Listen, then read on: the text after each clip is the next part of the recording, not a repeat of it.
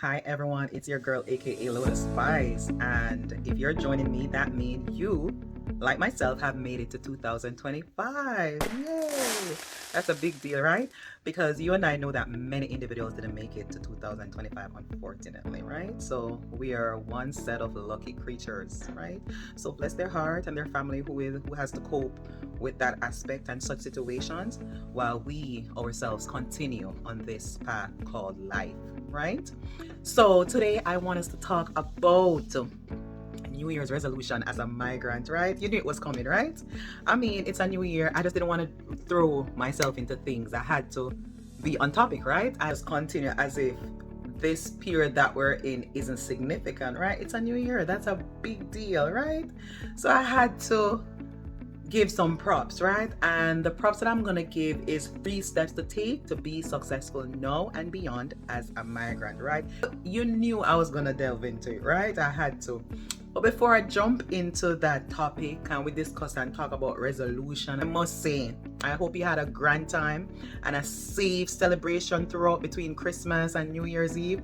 And to all my migrants that were fortunate to return to their native land to celebrate with family members or just simply friends, I mean, big up to you, right? Big up to you, right? Because you and I know those moments, those times are precious, precious, right? And they're very significant to us as migrants because when we're in a strange land, whatever first world country it is, you and I know that many days, many evenings, many nights, we wish we were back with familiar faces, right? In our homeland, friends, neighbors and family members, some of us even parents, right? Some of us even partners, right? We wish we were back home with them. So when this time of the year come around, which is between Christmas and New Year, we look forward, right? And we anticipate and we cherish these times. And I must tell you, yes, I myself was fortunate to visit my homeland as well, and I must tell you, although it was short, I still did appreciate the moments. I mean, I always look forward to going back home. Like I told you before the last video, that my mom is still there. And right, I'm from a small family, basically, just a mama's girl. So I'm always looking forward to seeing her, right? So I went back home and it was fun. It was great. It was awesome. Could have been better, could have been nicer, but I ain't or won't complain because just the fact or the thought and the situation of just being present, that was enough. That was really enough, right? It couldn't have been any better. So let's jump into the meat of the matter of New Year's resolution as a migrant, right? And what will your approach be, right? I have 3 approaches which I'm going to take and I'm going to encourage you and which I have practiced over the years and I've been successful using. So I'm going to share them with you, and if you have any, you can share yours with me, okay? So 3 steps to further achieve success in your new homeland. One of them, which I did, which I was dreaming almost all my adulthood life to do, was to continue education, right? So knowing that some of these first world countries, such as the US, you can go to school, right? Cool. Some of these organizations, they allow you to go back to school. Some of them even go as far as paying for these school. And once they pay for it, you may spend 2 years with them. And after the 2 years, you're free to go wherever, right?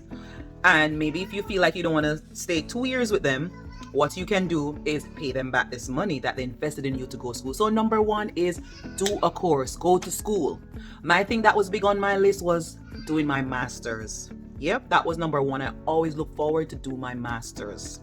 And last year I was successful. I haven't had graduation as yet because I have to wait. This year I could have, but I didn't want to go out of town. I think it was cheaper to do it in my hometown, so I'm waiting when the graduation comes around in my hometown, right? Because as a migrant, sometimes you just don't want to do these extra spending. Yes, you want to visit and you want to tour the, your new homeland. For me, it's the US, but sometimes too, we have to think logic, like where we want to spend $1 or $2. Do we want to use that and spend where another time we can maybe go visit wherever it is? You know what I mean? So I am waiting for it to return to my hometown, and then I'll participate in my graduation. So yes, I completed my master's. So I'm telling you, and it was so easy because my organization paid for my school. They paid for it. And another thing with some of these first world countries, you'll realize, especially as an adult, you can do a lot of schooling online. You don't necessarily have to go into a brick or mortar. You can do it online. So to all my future nurses, one of my friends reached out to me. Congrats to her, Sandra. Congrats, Sandra.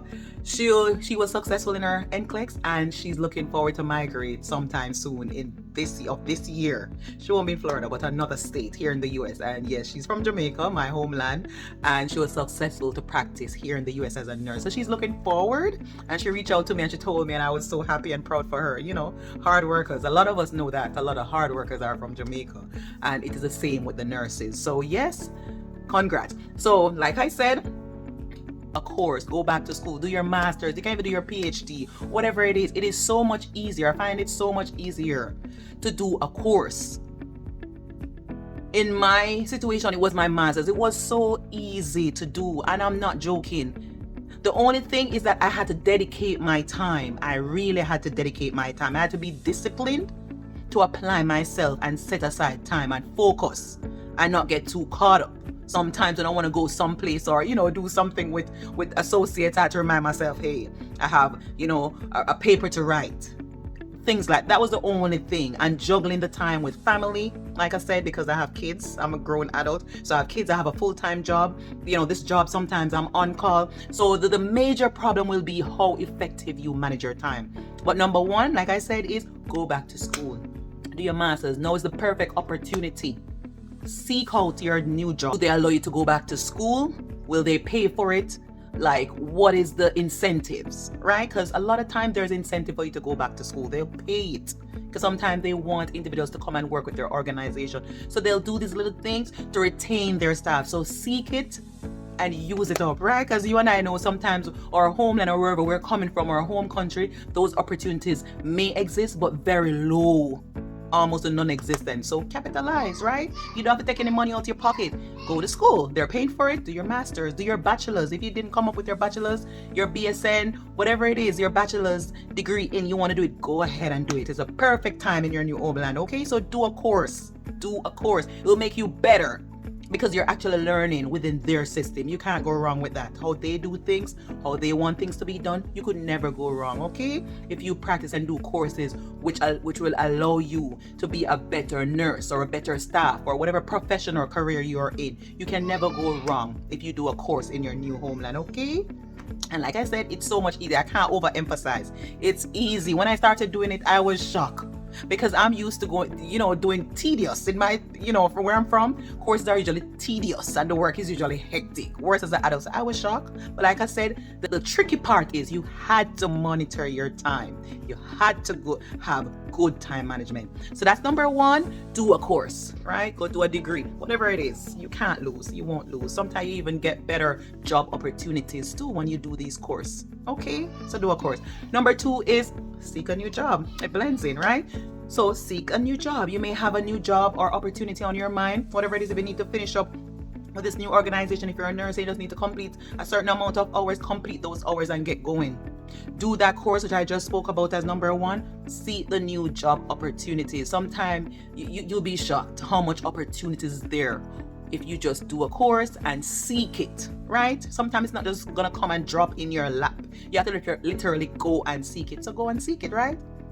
Seek that new job opportunity, all right? So that's number two. And number three, my last but definitely not my least, is don't get too slack on your health. Keep up with your health, because one of the things is you're going to notice when you migrate, and that was a big culture shock for me. Everything a lot of time in these first world country is so easy. You realize that a lot of manual, beside if it's your job, but if it's not your job per se, you realize that everyday living can be so easy. You wake up in the mornings, you jump in your car, you don't even have to walk a step or two. You just jump in your car and get going. You reach at your job, you literally jump out of your car and actually reach. You don't have to do much physical, walking, nothing. Almost everything in these first world countries oftentimes is done or created to be easy. And as a result, guess what happened? We become so caught up in having things easy that we don't even realize that our physicalness begin to crumble or compromise or fall off. And a lot of times, sometimes, if you look, all right, I'm going to give you a task to do. Like, pay attention to those who, oftentimes they migrate to a first world country, leaving their developing country and going to these first world. Oftentimes, if not a lot of times, we as individuals tend to put on weight. Some of us put on a lot. Some of us a little, but nevertheless, oftentimes individuals tend to put on weight. Why? Because a lot of time, like I said, we don't really walk much anymore. We don't do nothing strenuous, nothing. We want to do a little laundry sometime. We would maybe do a little hand washing back home, whatever it is. Here in these first world countries, just throw it in the machine. You want to dry? Throw it in the machine. You wash your plates and dishes. It requires you to use your arms. You get a nice toned arms. What happened? You throw it in a dishwasher, right? So like I said, number 3 is pay attention to your health. Join that gym. Sometimes you realize that it's much cheaper in some of these first world countries also to get a gym deal or offer. Sometimes they have, like on Black Fridays, they have very cheap deals which you can utilize and join a gym. Sometimes if a gym is new, what you can do, the first set of persons who go or inquire or join these new establishment normally get great deals. In contrast, so if you should join the gym later on when it's settled and maybe not so new or brand spanking new. Yep. For example, the other day I was with a gym and I try to go gym but not much because I don't have the time, to be honest with you. But right now my goal is at least once a week because I tell myself it's better than nothing. So sometimes I may get the once a week in, sometimes I don't ever so often, but I try, especially since 2024.